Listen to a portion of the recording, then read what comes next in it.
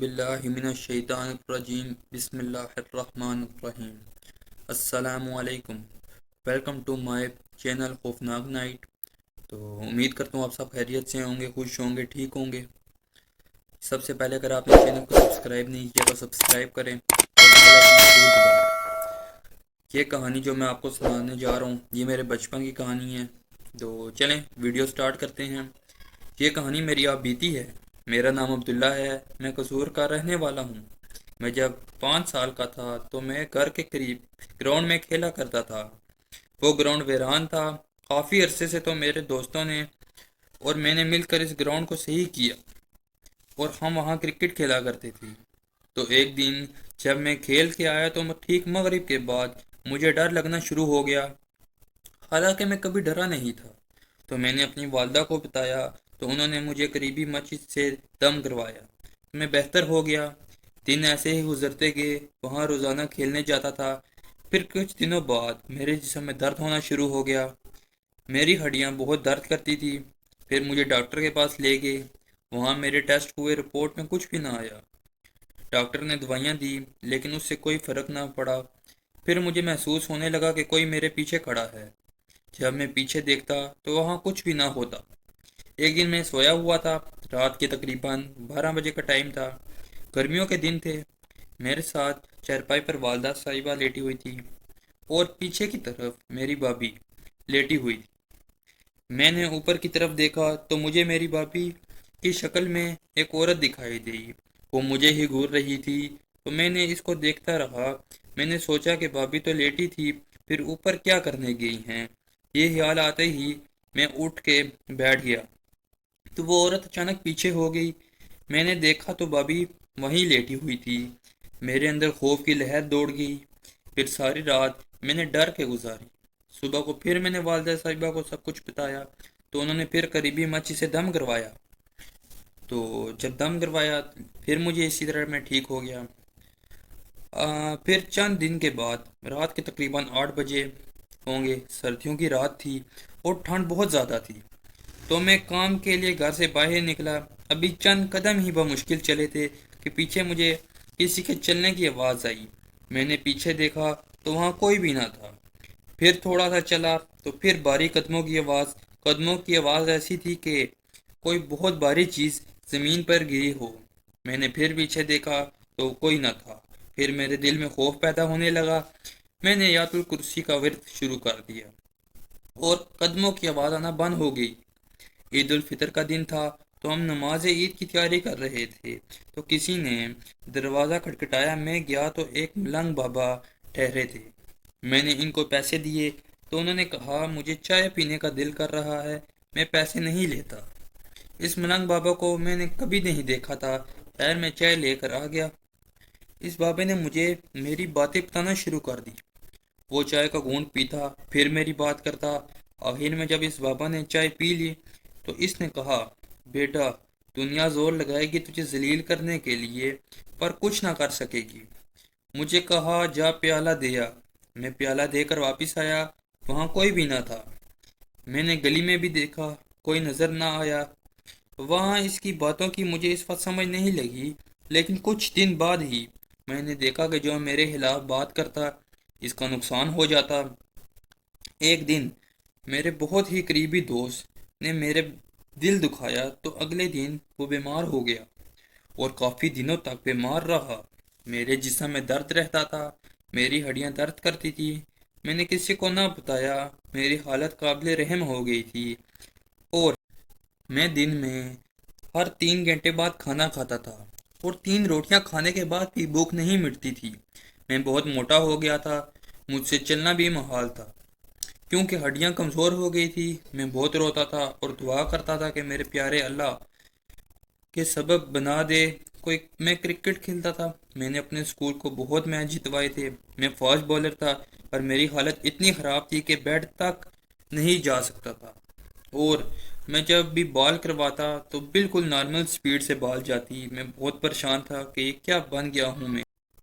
ہمارا جو پرانا گھر تھا وہاں پر جن رہتے تھے۔ مجھے اپنے گھر میں کبھی بھی کچھ محسوس نہ ہوا، لیکن جو ہمارے گھر کی چھت تھی وہاں مجھے بہت ڈر لگتا تھا۔ میں چھت پر جانے سے بھی ڈرتا تھا اور مجھے وہاں پر خوف بھی بہت آتا تھا۔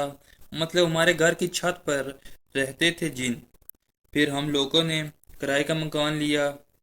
وہ گھر ذرا ویرانے میں تھا، وہاں بس دو تین گھر تھے اور ہمارے مکان بن رہے تھے، اس لیے ہمیں وہاں پر رہنا تھا اور پرانا مکان ہم نے بنوانا تھا۔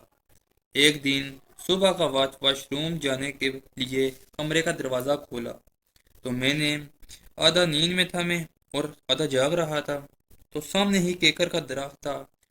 میرے نظر اچانک اس درخت پر گئی، مجھے وہاں پر دو سائے دکھائی دیے۔ ایک چھوٹا سایہ آگے آگے بھاگ رہا تھا اور دوسرا جو بڑا سایہ تھا وہ اس کے پیچھے پیچھے بھاگ رہا تھا۔ اس کی نظر جیسے ہی مجھ پر پڑی، وہ چھوٹا سایہ بھاگتا ہوا آیا اور واپس کیکر کے درخت کے پاس آیا اور چھپ گیا اور میری آنکھوں سے بھی اوجھل ہو گیا۔ اور جب بڑا سایہ بھی اس کے پیچھے تھا، وہ بھی درخت کے پاس آ کے غائب ہو گیا۔ میں اپنے ابو کے ساتھ والی چرپائی پر بھی نہیں سو سکتا تھا۔ سردیوں کے دن تھے اور گھر پر مہمان آئے تھے، تو مجھے ابو کے روم میں سونا پڑا۔ رات تقریباً 12 بجے کا ٹائم ہوگا جب مجھے اچانک سے ایک ہاتھ دکھائی دیا۔ اس ہاتھ کے اوپر کھال نہیں تھی۔ میری اچانک سے پھر آنکھ کھلی اور میں خوف کی وجہ سے ساری رات نہ سو سکا تھا۔ میرے ابو جان کو بھی جن تھے، پر ان کو کبھی کچھ نہ ہوا اور نہ ان کو کچھ کہتے تھے نہ تنگ کرتے تھے۔ آپ لوگوں کو ایک بات بتاتا ہوں، چلو کہ ہمارے گھر میں ایک چرپائی تھی سرخ رنگ کی، اس پر کوئی بھی نہیں سو سکتا تھا۔ ایک دن میں سو گیا، اس پر آدھی رات کا ٹائم ہوگا، کسی نے میرے پاؤں کو چھوا، میری آنکھ کھل گئی، دیکھا کچھ بھی نہ تھا۔ میں پھر سو گیا، پھر مجھے کسی بچے کے ہاتھ محسوس ہوئے، میری پھر آنکھ کھل گئی، دیکھا کوئی بھی نہیں تھا۔ ساری رات میں اسی طرح گزارتا رہا، جیسے ہی سوتا پھر کوئی پاؤں میں میرے ہاتھ ٹچ کرتا، پھر میری آنکھ کھل جاتی، میرے پاؤں کو چھوتا پر مجھے کچھ بنا کوئی نظر نہ آتا۔ مجھے بچوں کے ہاتھ محسوس ہوتے، میں قرآن پاک کی تلاوت کر سکتا تھا، میں نے کی، اور قرآن پاک کی تلاوت شروع کرتے ہی میری آنکھ لگی اور بے چینی ختم ہو گئی اور میں سو گیا۔ کئی بار سوچا کہ خودکشی کر لوں، پر میں خود پر کنٹرول کیے رکھا۔ میرے 12 کلاس کے پیپر تھے، بورڈ کے، میری حالت بہت خراب تھی، میرا جسم درد کرتا اور ہاتھ کانپتے تھے، چلا بھی نہیں جاتا تھا۔ میرے اندر اتنی ہمت بھی نہ تھی کہ میں سینٹر تک چل کے جاؤں، بہت مشکل سے قدم اٹھا پاتا۔ پھر ایک دن ابو کسی عامل کو لے کے آئے، انہوں نے میرے ماتھے پر ہاتھ رکھا، ایک چھڑی منگوائی، چھڑی انہوں نے اپنے ہاتھ میں پکڑ لی۔ میں نے سوچا آج میری ہے نہیں، پھر انہوں نے عمل شروع کیا اور میں ان کا عمل سنتا رہا، میں ڈرا ہوا تھا۔ عمل ختم ہونے کے بعد انہوں نے کہا بیٹا کچھ محسوس ہوا؟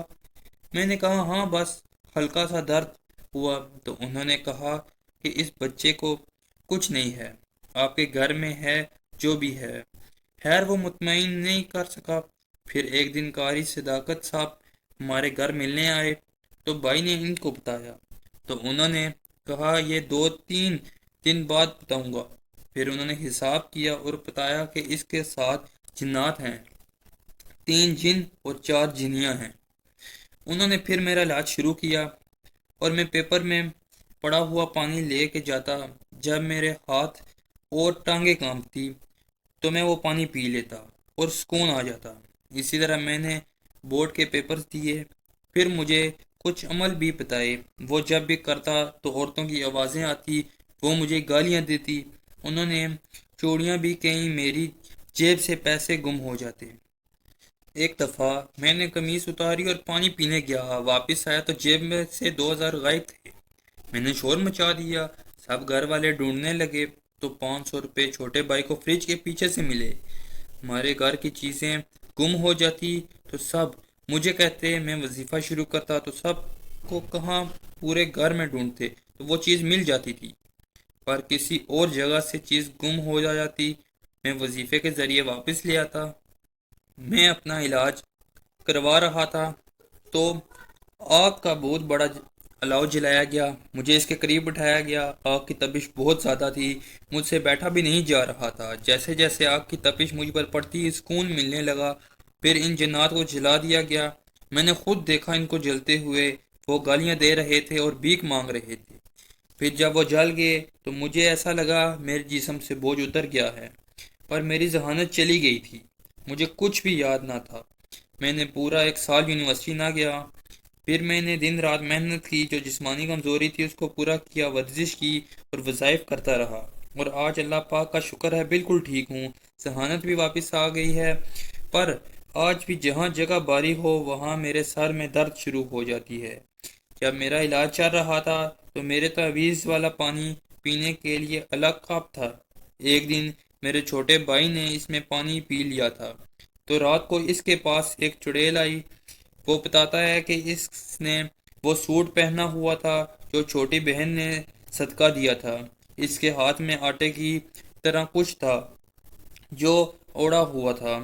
اور تیری جرت کیسے ہوئی تو نے اس کپ میں پانی پیا؟ تو اس نے کہا میں تجھ سے ڈرتا نہیں ہوں اور میرا بھائی۔ اس کے بعد اس نے آیت الکرسی کا ورد شروع کر دیا تو وہ چیخیں مارتی ہوئی بھاگ گئی۔ تو مجھے امید ہے کہ آپ کو یہ کہانی پسند آئی ہوگی، بہت انٹرسٹنگ اور بہت مزے کی کہانی ہے۔ تو چلیں نیکسٹ ویڈیو میں ملتے ہیں۔ اللہ حافظ، اپنا بھی خیال رکھیں اور ہمیں دعاؤں میں ضرور یاد رکھیں۔